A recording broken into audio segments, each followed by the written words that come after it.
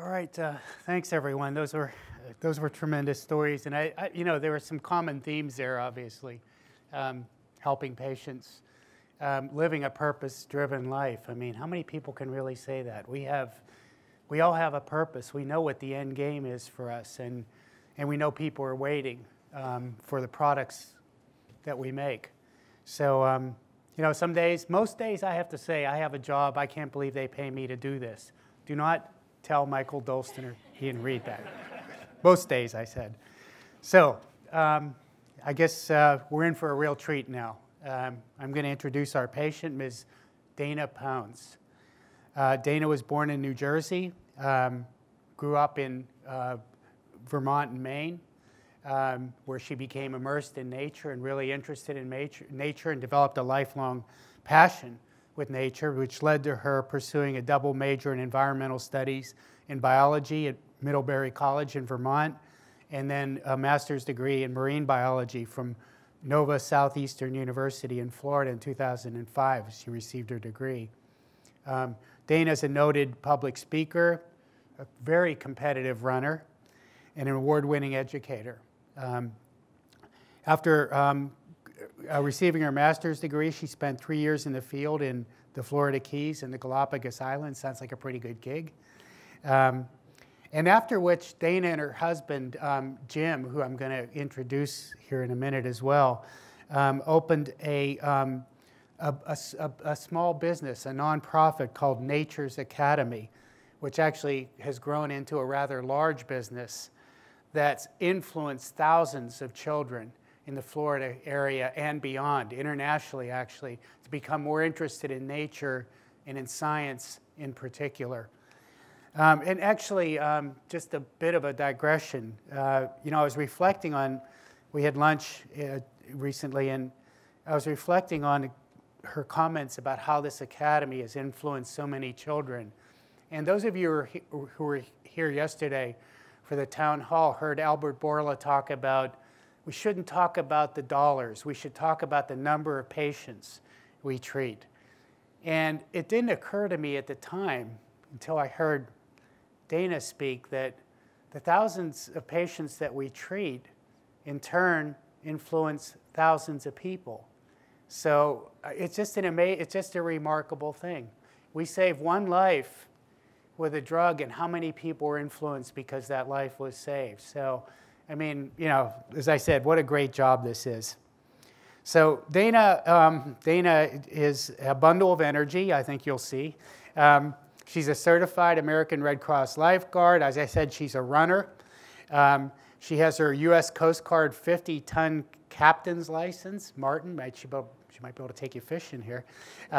She holds her certificate as a professional Association of Diving Instructors dive master, and is a member of several educational associations. Now, for a normal, healthy person, this would be quite a set of accomplishments. For a 2-time cancer survivor, this is really remarkable.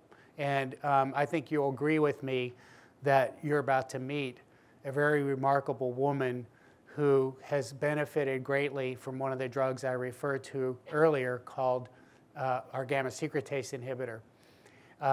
Dana has a disease called desmoid tumor. And for those of you who don't know, a desmoid tumor is actually results from malignant transformation of fibroblasts. And many of us, including me, have transformed fibroblasts in the lab over the years and never really thought about desmoid tumor. But this is a rare, about 900 cases per year, but very, very devastating disease. And we're so pleased to have you here today to share your experience. Before I start or ask the video to be teed up, Jim, will you please stand? I want to make sure everyone sees Jim and recognize. This is the man who's charged with keeping up with Dana, Dana's husband, Jim Pounds. And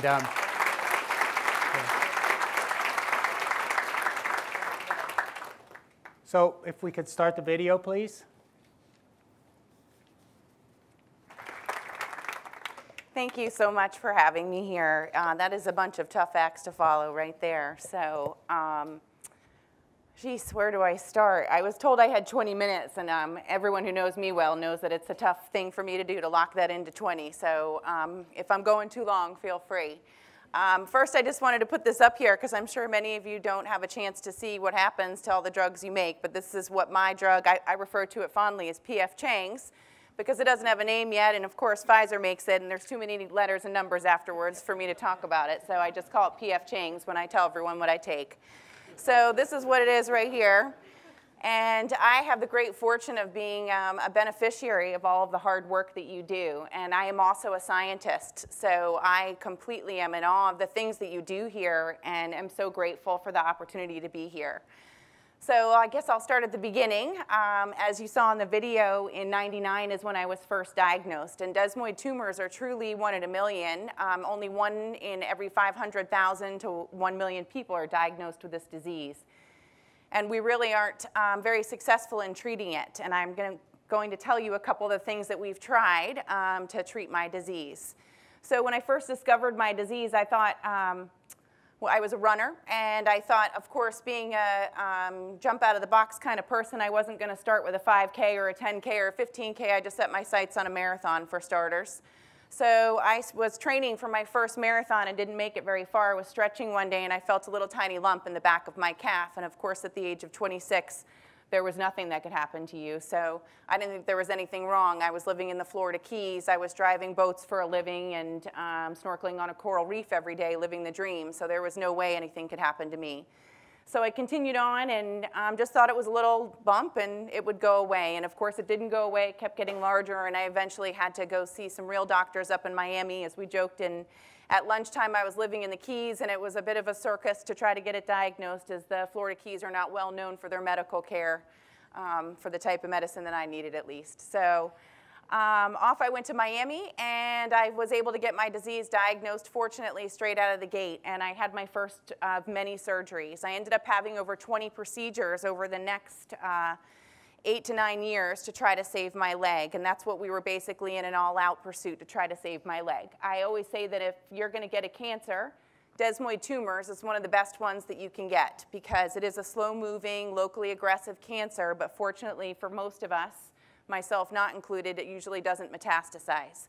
So it really is the best kind of cancer to get. You learn the lessons of cancer while still having the disease, and you hopefully are able to survive it. So that's what I was told, at least. And so off we went. And I literally tried everything to save my leg. Being a fellow scientist, I'm well aware and well-versed in the school of thought that we are constantly proving ourselves wrong, not right. So I wasn't discouraged with every treatment that didn't work. I knew there was another one out there and some crazy scientist that had thought up of a new idea that we could try. And so off we went. And so I tried just about everything. We had acetic acid injected into my tumors. We tried radiofrequency ablation. We tried 4 different types of chemotherapy. I even jumped on the Gleevec phase 2 clinical trial. We tried it all. And clearly, we did not have success. One of the largest challenges that I had throughout my journey before I had my leg amputated was that my tumors had broken through my skin. And so I literally got to have a face-to-face meeting with my cancer. And so for 5 years, I had this open wound, and I was unable to go swimming, which is kind of an oxymoron for a marine biologist living in the Florida Keys. So I was compelled to try to find ways to work around that. And being a fellow scientist, I too would try just about anything. And to let you know what kind of an honorable and brave man Jim is, I even came up with the idea to try maggot debridement therapy. So we did maggots for 9 months, and you know that you've got a real winner when he puts maggots in your leg and sleeps in the same bed as you. So I knew we were in from that point forward. So of course, unfortunately, again, it didn't work for me because the maggots were helpful in debriding my wound and trying to help the closure, but unfortunately my tumors, once they met oxygen, they weren't going to leave, and so they were there to stay. And so in 2008 was when we were reaching the end of the road of where we realized, you know, I think this is going to be it. I think I might need to have my leg amputated. And 2008, we went through a pretty traumatic summer. It's what we refer to as our summer of discontent. In April, May, we were up at Dana-Farber, and I met with my team at Dana-Farber, and they said to me in no uncertain terms, you know, they just looked right at me, and they said, Dana, it's not a question of if, it's a question of when that you'll have your leg amputated, and only you can decide when that will be. And so I walked out of that day, and you know, we thought when we went there that I was going to get the miracle answer. They were going to tell me how we were going to fix everything, and I was going to be able to get back to my life of being a marine biologist and trying to train for that marathon that continues to elude me. And when we walked out, I realized, you know, maybe that is the answer. Maybe it is to have my leg amputated, and I would finally be free of cancer.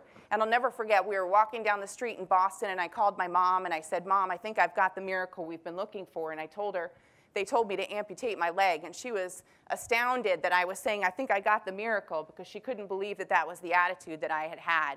And so moving forward from there, we, of course, came up with one last-ditch effort, because we wanted to make sure to truly throw the kitchen sink at the situation, because if you're going to slice off your leg, then you certainly can't put it back on again. And I wanted to make sure there was no stone unturned when we went through with that next step. And so we tried a series of hyperbaric oxygen therapy treatments, some radiation, some more surgery. And on that fateful night, on July 17th, when I had surgery, it was a pretty crazy night. Leading up to this time, at the end of June, my mom, my best friend, was diagnosed with pancreatic cancer. I couldn't reach her on the phone one day, and 2 hours into that, I called her sister, who's here with us today, and I said, hey, have you talked to Mom today? I can't get a hold of her. And so she said, no, I can't either, and I'm worried. And I said, okay, I'm going to go find her. And so I got in my car, and I drove 2 hours to Naples from Tampa in Florida, and I found my mother collapsed on her bathroom floor. She was diagnosed with pancreatic cancer, and that summer was pretty much spent refocusing my cancer fight onto her. And so we pretty much abandoned the journey that we were trying to do in that last-ditch effort to save my leg to try to save my mom. So on July 17th, I finally, you know, and as all mothers would, she said, Dana, you've got to get back to your struggle. You've been doing this for so long, and it's time for you to get back to working on yourself. I have my sister here. Her sister Betsy came, and she said, she's here to help me now. You have Jim. You go back and do what you need to do. So I went up to Gainesville to have one last surgery on my leg, and that night, again, I couldn't get in touch with my husband, which is not rare, mind you. But that night in particular, when I was in the hospital, that's kind of rare. And so I couldn't get in touch with him and was very worried. And again, I couldn't get in touch with anybody. And 5:30 rolled around the next morning, and my mother had just received her first chemotherapy treatment for pancreatic cancer the day prior as well. As it turns out, the reason that I couldn't catch my husband on the phone is because there was no phone to call him on any longer. Our house had an electrical fire that we were renting, and it burned to the ground that afternoon. So we lost everything, but we still had each other. And that's really what that experience taught us. And you can imagine what a funny bunch we looked like when we went to the Residence Inn with all of our charred belongings and me on crutches and my mom in a wheelchair. And we were a sad-looking bunch. But we were together, and that was the most important thing. So unfortunately, the summer of discontent continued. And of course, my mother ended up passing away in the middle of September. So we had some great conversations before she went, though, and she said to me as we were talking, because as we went through my struggle with my cancer, and I told her, you know, even if I have my leg amputated, I'm still going to run that day marathon. And originally, before she got her cancer, she said, you know, I'm going to run that one with you. And of course, once she was diagnosed with her cancer, she said to me, now I have my own marathon to run, and when I'm better, we're going to run it together. And so that was our plan. And so when we realized she wasn't going to make it, and we brought her home from hospice, she and I sat on her bed one day and had a great conversation, and she called me Buggy, which I'm sure you can imagine. I've asked a million questions in the 41 years I've been graced to be on the earth, and so that's where they gave me my name Buggy, because apparently I'm a big bugger. So she said, Buggy, you've got to make me a promise to run that marathon for both of us. And so I said, of course I will. You know I will. And so when my mother passed away, it gave me the courage to say, you know what, I'm done with cancer. I don't want to have this be a part of my life anymore. And so I scheduled my liberation surgery, and that's exactly what I called it. Just like Michelle said of her friend, I just was, you know, ready to be over with the entire disease. So November 7th, we scheduled my liberation surgery, and I went in, never looking back. As a matter of fact, I went in with a cooler full of dry ice, because before I went in for the surgery, knowing how rare desmoid tumors are and knowing how science works, I asked everyone, well, what happens to the body parts once they're amputated? And they said, well, they put them in an incinerator. And I said, well, that's not very useful. We need a lot of tissue samples for desmoid tumors. So can I donate my leg to some research? And they said, well, you're going to have to figure that one out on your own. And so I called up a great organization, which all of us, thankfully, many cancers, we have our own organizations. And mine is called the Desmoid Tumor Research Foundation. And I called them up and I said, tell me some places that are doing research that I can donate my leg. And so, of course, they got on the horn and we found 2 hospitals, MD Anderson and Toronto Children's Hospital. But the deal was I had to bring my own dry ice. So I brought dry ice to the waiting room, and you can only imagine that day we were the talk of the waiting room because no one could understand prior to going into their surgery what this gal was doing here with this cooler full of sublimating things coming out. And they thought it was fascinating, and so we struck up a whole conversation. And when they heard my story, that I was there to have my leg amputated, yet I was bringing my own dry ice to have it delivered, they weren't too afraid of their own surgeries anymore. And it turned into a great morning together. Of course, none of us could drink coffee, but it was okay. So that was my day where I had my leg amputated, and from that point forward, I didn't think there was a possibility that I would ever be facing down the barrel of the cancer journey any longer. I thought it was over. I was completely resolute in my mind that it was done, and that my largest challenge after that point, moving forward, was to be an amputee. So we begin the next 5 years of my journey, and back to the running mania that I'm pursuing. So with prosthetic limbs, if you've never met anyone with a prosthetic limb, it's a rough racket being an amputee. It's tough to convince insurance companies that we need more than one body part.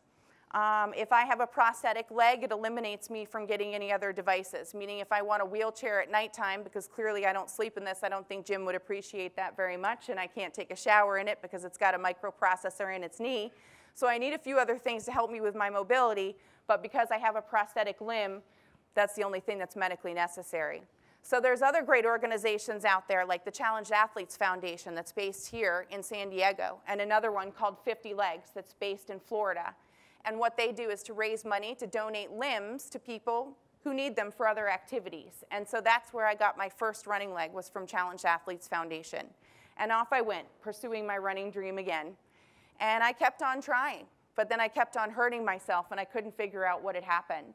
So in 2009, it took us a year to recover from what had happened with my mom. And we decided that we would have a memorial service in New Jersey, which is where I was born. And we got there a few days earlier than everyone else. And of course, still not knowing how to run and being an athlete has always been my outlet for any kind of mental therapy, was to go running or to exercise to help myself.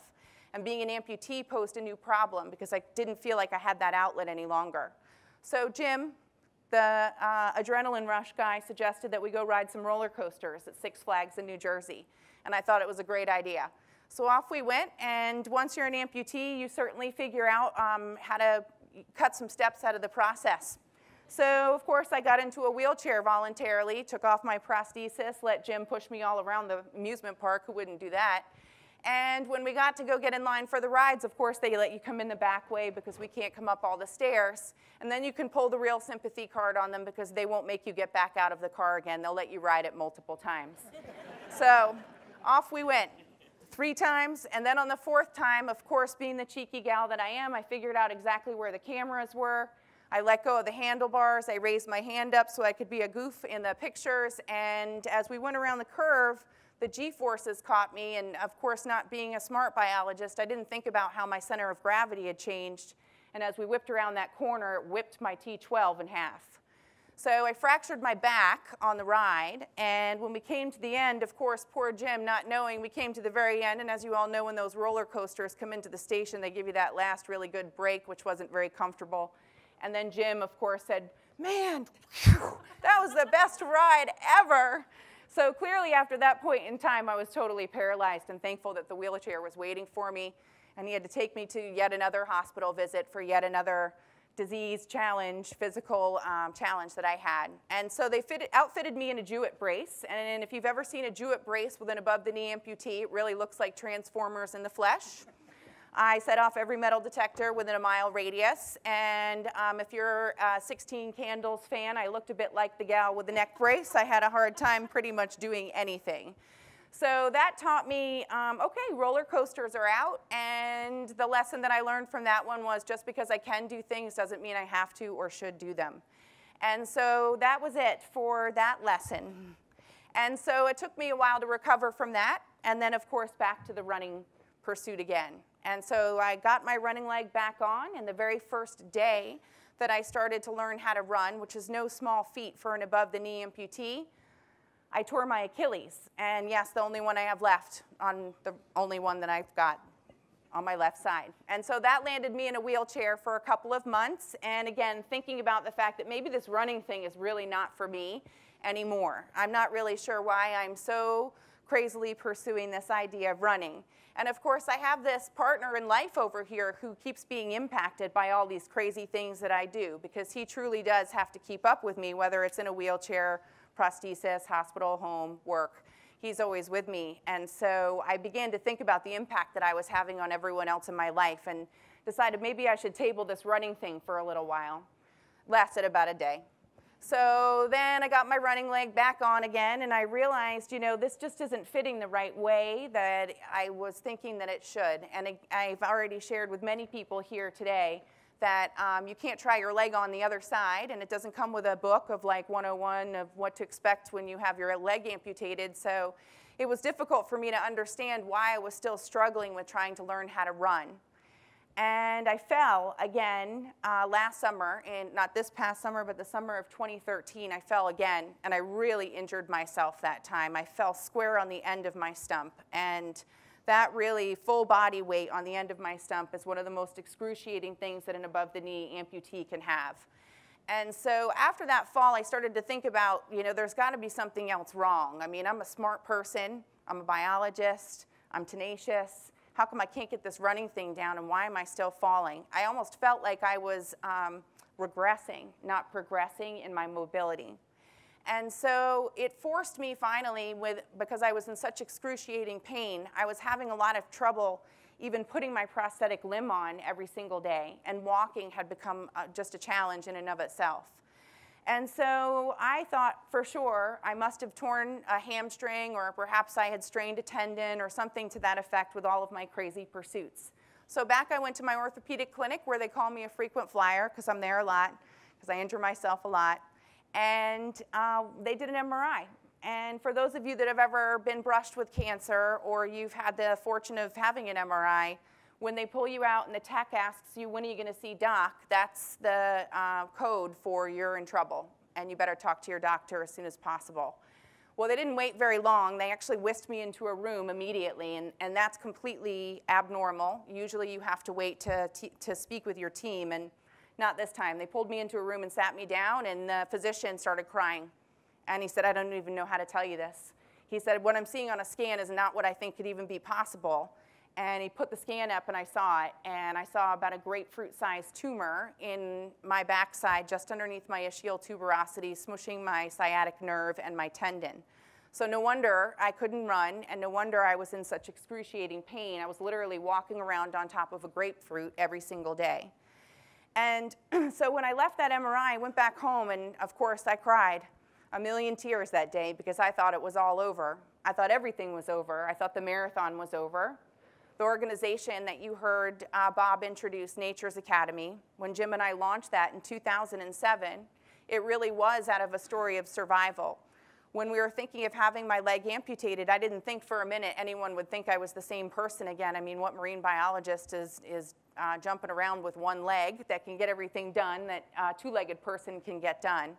And so I was gravely concerned about my ability to rejoin the workforce and to continue moving forward in what I had wanted to do.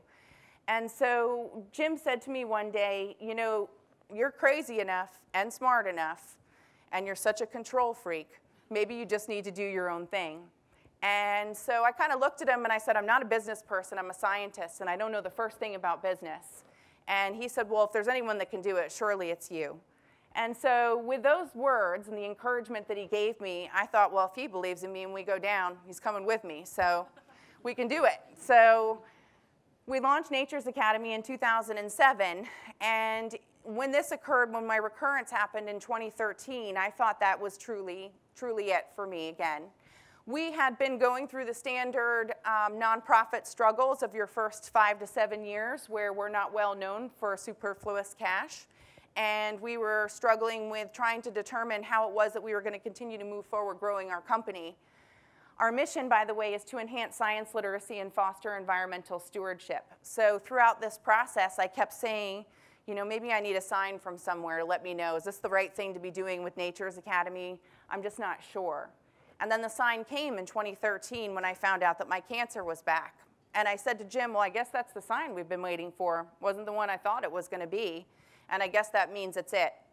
And I remember I sat in my wheelchair and I was looking out the window one day and I was crying. And I looked at Jim and I said, I guess the marathon's over. And he said, that's the least of our concerns right now.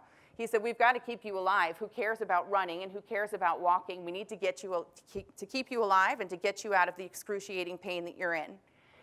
And so he helped me to realize that, you know, sometimes marathons aren't necessarily 26.2 miles on a road. Sometimes they're all about what we're living in our life. And I think that's why I enjoy being a runner so much, because it takes such conviction to keep on going and such strength, and sometimes we're just a little bit crazy. And that's really what it takes sometimes to keep on living these things that we have to face in our own lives, because each and every one of us, of course, has challenges, whether it's cancer or being an amputee, or you can fill in the blank with any challenges that you all have had in your lives. And so when that sign came, and I'm looking out that window, and I said to myself, well, maybe the marathon is just my life.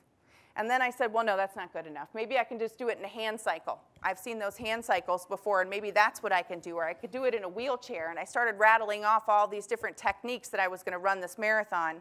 And Jim, of course, said, come on, we've got to figure out what we're going to do with your cancer. And so the journey began, the next phase of our journey, and also let you know that when we found out that my cancer was back, it was 2 weeks shy of my 5-year anniversary. So it was a real humdinger, because I was getting ready to have a party for my 5-year anniversary, and it was disappointing, to say the least, that we didn't get to have that party. So instead, what we did is we loaded up the car with my cancer team, as I refer to them, my husband, Jim, and our dog, Ginger, and off we went. And we had mapped out where we were going to go. Because prior to having my leg amputated, we came up with a plan B of what would we do if this ever came back. And we had never visited MD Anderson, and MD Anderson is, for our disease at the time, was really well known as one of the great places to go. And so we mapped out our plan to go to MD Anderson first, then up to Dana-Farber, then question mark, depending upon what they told us. So we went over to MD Anderson. Didn't get the news that we had hoped from MD Anderson. We thought we were going to get the miracle from MD Anderson. They were going to tell us exactly how to fix everything, the chemo that would work, and I would be cured. They told me the opposite. They told me I had a 50-50 chance, that I could try some really aggressive chemotherapy, but the likelihood of it working was low. And it wasn't the answer, of course, that we were seeking. At this stage of the game, I'm grateful, because one of the things that I learned from my mom is that quality of life should be the #1 thing that we should be addressing as cancer patients. We need to look at how the medication and the treatment will be impacting us, because truly how we are able to survive and what our life is like as we are survivors is far more significant to us than the length of time that we get to be here. I can tell you that for sure. And so when they told me this chemo cocktail that they had developed for me, I just kind of looked at them and I was like, no, that's not for me. And so we got back in the car and off we went to Dana-Farber. Well, of course, being your fellow scientist, and don't forget my nickname is Buggy, so I couldn't stop myself from Googling and looking for answers on my own. And through the Desmoid Tumor Research Foundation, and of course through the clinicaltrials.gov, I was able to find the Pfizer fabulous clinical trial. So the trial was opening in 2 weeks from the date that I found it. So being the competitive runner that I am, I wanted to be patient #1. I was rushing all of my paperwork over there because I read the criteria and I was the perfect fit. You needed to be at the kind of end of the road of where you were at. You couldn't have done many treatments recently, and you needed to have some measurable disease. And I definitely had some big measurable disease. So I got all of my information over there, and in the meantime, we went up to Dana-Farber as we were sending things along, and I spoke with my team up at Dana-Farber. And ironically, they never mentioned the clinical trial to me. Of course, it was Buggy that brought the clinical trial to them. So they suggested Nexavar, and again, from a quality of life perspective and knowing the percentage of success rate that Nexavar provides for my disease, that wasn't good enough for me on this rotation. And so I said, well, I found out about this clinical trial that's going on through the National Cancer Institute and the National Institutes of Health. What do you guys think about it? And they said, well, we didn't want to mention it, but we think that's a great option for you. And so, of course, I fast-tracked everything I could get over to them. And the next stop was our National Cancer Institute visit on December 9th of 2013. So, of course, I was patient 2, not patient 1. Couldn't get there fast enough. But I'm grateful to be patient 2. There's only 17 of us that are on the trial, and I am just so grateful to be just patient number 2, to be any patient on this clinical trial. It's the easiest medication I've ever taken in my life. 2 pills a day. My cell phone reminds me. And as you can see, it goes with me everywhere that I go. So it's super easy. There's not too many side effects for me. Sometimes I have some GI upset. Sometimes I'm tired. Sometimes I'm forgetful. But I'm not sure if that's because I'm 41 and just getting older or if that's the medication. But I do like to blame the medication. So starting on the trial was sort of a sense of renewed hope for us because it was, again, a new thing that we had never heard of and something new to try. Because in the land of desmoids, that's pretty unheard of. There's not that many people that do research on rare and orphan diseases. We're not that attractive. So it was super exciting to find this clinical trial. So after 3 weeks on the clinical trial, they ask you to come back up to the National Cancer Institute to do a peekaboo scan because everyone's super excited about this drug. They couldn't wait to get us all back up there. So when we left Bethesda, Maryland, which is where the National Institutes of Health happens to be, we made it as far as Chapel Hill. Jim is from North Carolina, and we always stop by and see his family on the way through. And we made it as far as Chapel Hill, which was less than 24 hours after I took my first dose of P.F. Chang's. And I looked at Jim, and I said, it's working. And he said, what do you mean? And he said, what's your stomach upset? And I said, no, it's working. I can feel it working. And I said, I don't want to say anything to anybody, and I'm not going to say anything to anyone, but for the first time in my life, I can feel it working. And again, remember, I've tried just about everything else out there. So it wasn't a surprise when we went back for our 3-week scan, and in 3 weeks, tumors that are as solid as concrete, that they break off biopsy needles just trying to get a biopsy from it, and very difficult to do surgery on, had shrunk by 5%, melted away in 3 weeks, just like that. And I could feel a significant difference already because my sciatic nerve was beginning to be less crushed. So we left after that day, and I said to Jim, oh, that was the sign. And he said, what are you talking about now? And I said, well, you know, when I think about what's happened with Nature's Academy, and I don't think that the sign to us is that we should be closing down Nature's Academy and moving on to trying to save my life. This happened so that we can help Nature's Academy and we can help to continue to enhance science literacy. Because right now, science is literally saving my life. So how could I stop my pursuit of trying to inspire other people to pursue science as a career? Because someday, they'll help to save others as well. And so we returned to Florida, and with a renewed sense of hope and vision, off we went on our programs. In 2009, we launched a program with Nature's Academy called the Science Literacy Project. I am not very familiar with the public school system here in California, but I can tell you in Florida, we are struggling severely. As a nation, from science proficiency, we are not doing very well. Less than 50% of American adults know how long it takes for the Earth to revolve around the sun, and I'm guessing that that's no one in this room. So that fact in and of itself, combined with the fact that less than 50% of our graduating high school seniors in the state of Florida are proficient in science, means to me that we're in real trouble, because as we know in this room full of scientists and the team that work with scientists, science is what it's all about. And so we launched this project, the Science Literacy Project, where we hope to be able to bring every 5th grade student in our local school district, which there's about 3,000 to 3,500 of them annually, out on one of our field trip programs so that they too can experience science and see what a barrier island and the Gulf of Mexico looks like. The majority of the students that visit our program have never seen the Gulf of Mexico, and they live less than 10 minutes from it. So they have no idea of the treasure that's in their backyard.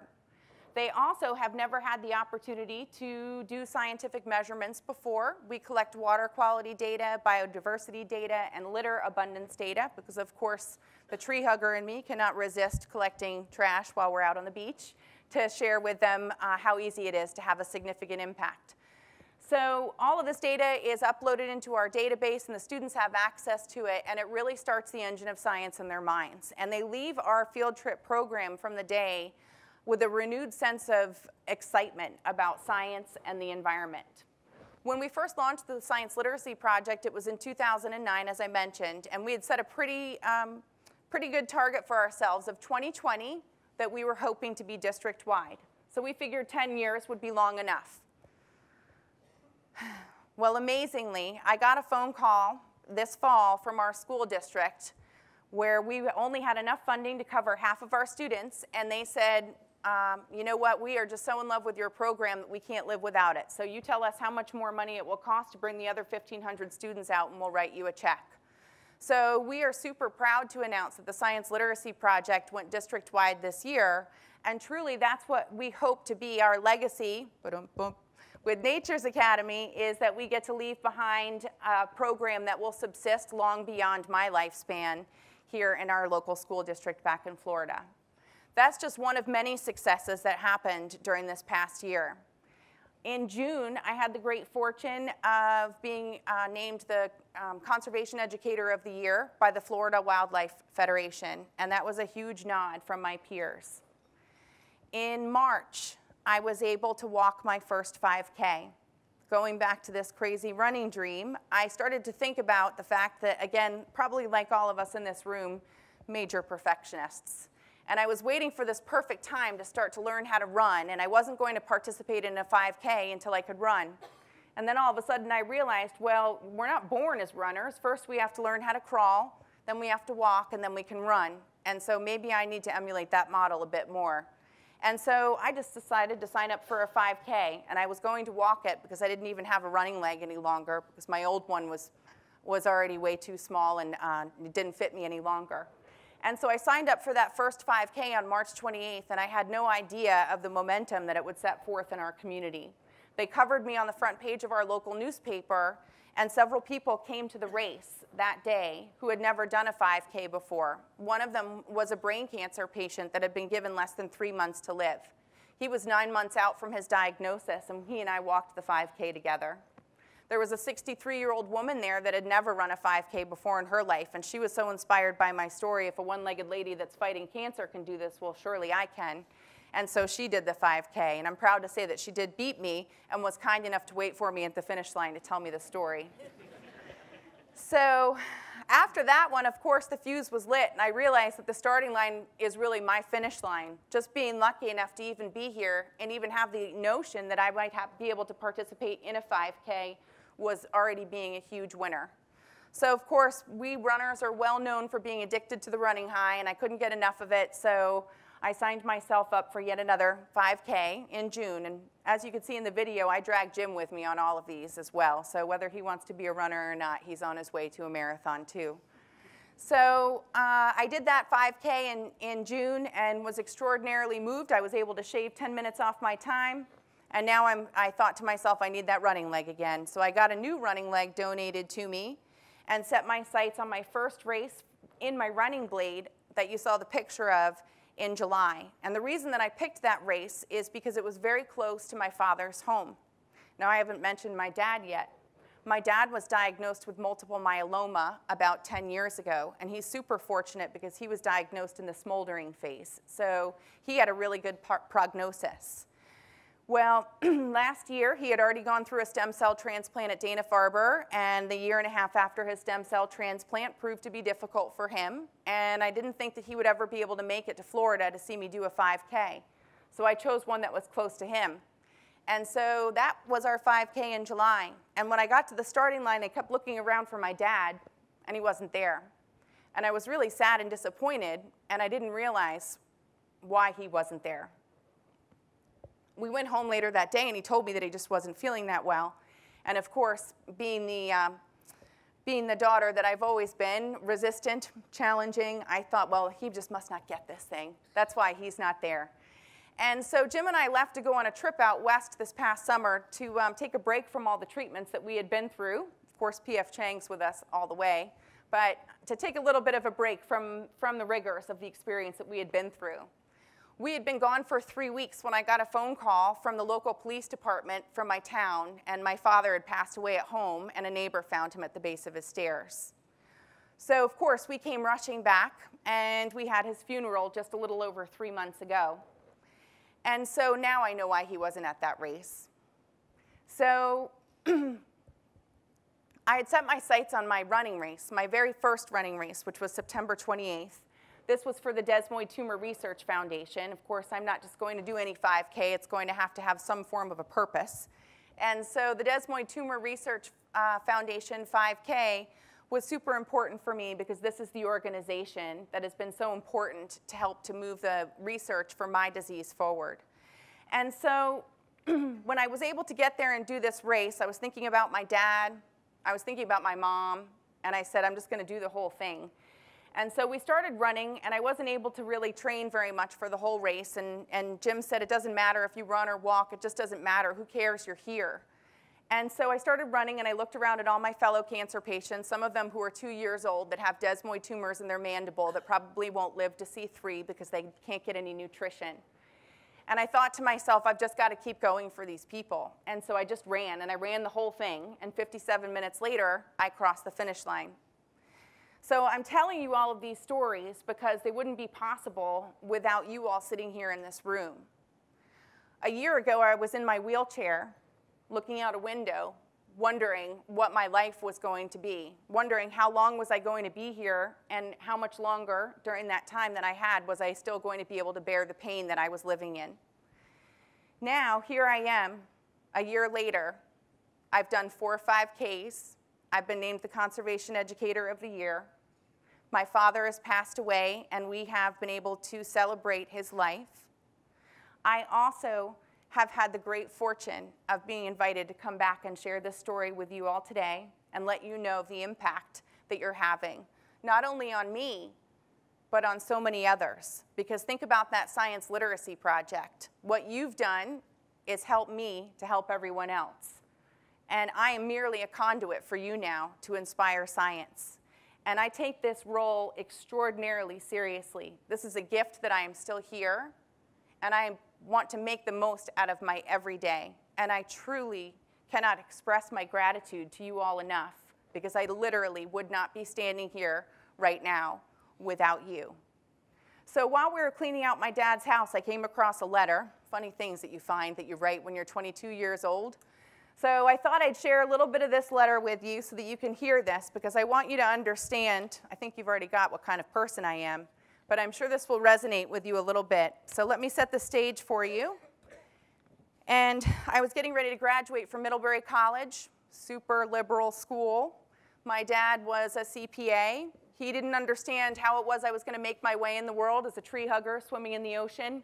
He didn't really think that was a very viable career pursuit for me.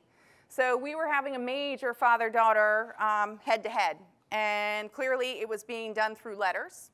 And I found a letter that I had written to him. So I'm going to share a couple of these words with you so that you can hear what I said. Dad, I don't think you know me very well if you actually believe the things you said to me the other night. Do you honestly think I would waste your money doing something that I did not think was educational and beneficial to my college experience? Do you forget that I work full-time and that although my financial contributions to my education are not equal to yours, it doesn't mean I don't work just as hard? May 28th, which was my graduation date, is going to be the proudest day of my life. I mean, I really worked hard to get this far.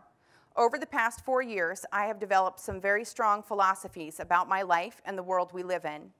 I believe very strongly in these and intend to dedicate my life to making the changes I see necessary. And I will let no one stop me. Well, now I can also add in here that I will let nothing stop me. But what I need to pursue my dreams is a team of support. I have the best husband in the entire world. I have the best family in the entire world. Right now, my mom's sister and my uncle, are here with us today because my parents can't be here. And so I've got great family that are here today to support us. just like we were talking about before, when you need to march forth, there are dates that carry certain significance for cancer patients and all of us in our lives. And I wanted you to know that today is my mother's birthday. And I don't think it's any mistake that I'm here talking to you today on her day, because my mother would have given this gift of life to anyone, and she did, because she gave it to me. So I want to thank you, because not only did you save my life, you also helped to make my dreams come true. So thank you, Pfizer, for everything that you have done, and every one of you that are here today. And if you ever are struggling on a Monday morning to come to work, just send me an email, and I'll send you some funny video to remind you of why you come to work every single day. So thank you from the bottom of my heart.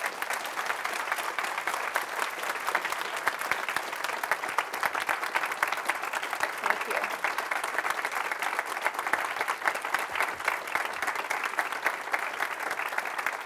Thank you. Thank you.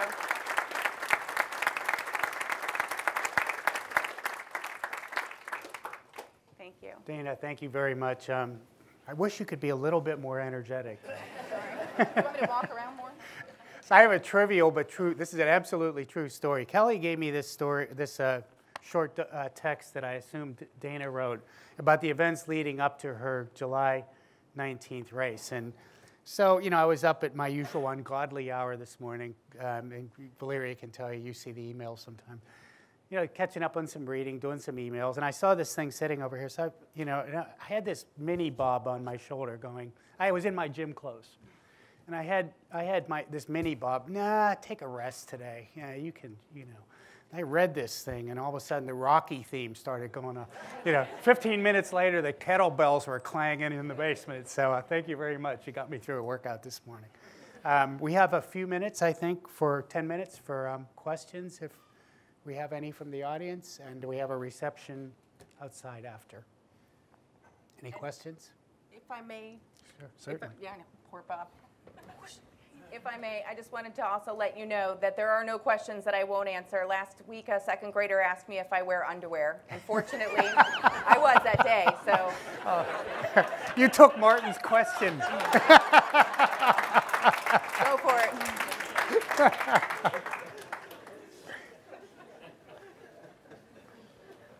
Scratch that from the tape, please.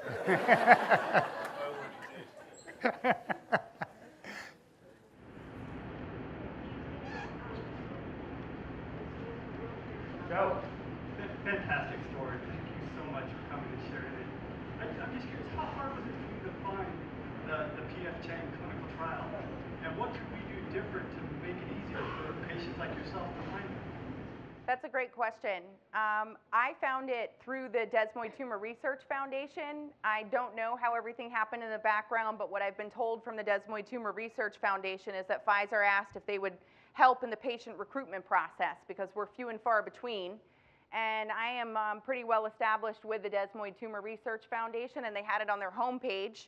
So I just went to their homepage and I saw it right there. And so I would think for any person who has whatever cancer it is, fill in the blank with the website, and if we could get the information out there, that is definitely a place that we go to as our own organizations.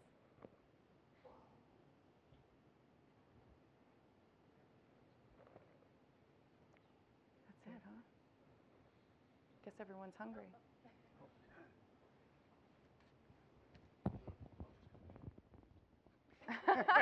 We don't want to get that close. Maybe he wants to use mine. Two questions. One's maybe a difficult one, but you did say all questions. So the first question is, when is your next run? And the second question is, you know, how's the tumor doing? Okay, great questions. That's a difficult one. So I'll start off with how's the tumor doing? You guys, the fabulous work that you do continues to go on. The struggle that I have currently, which is one that I can't complain about, is that the way that a prosthetic device works is it works off of suction. So it has to be a perfect blueprint on your remaining limb, which we fondly call stump because it looks just like a stump. So my socket is now about 10 sizes too big because my tumor has shrank so much.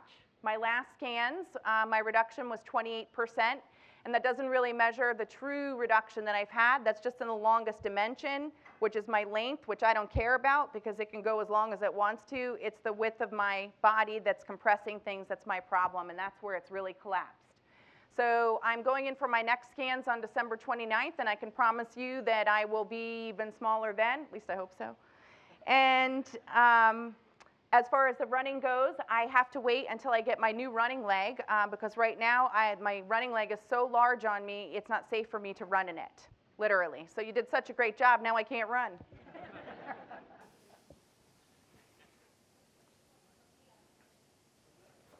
Well, if there aren't any more questions, again, let's give Dana a round of applause. I want to thank her. Let's have her family please stand up too. The whole family.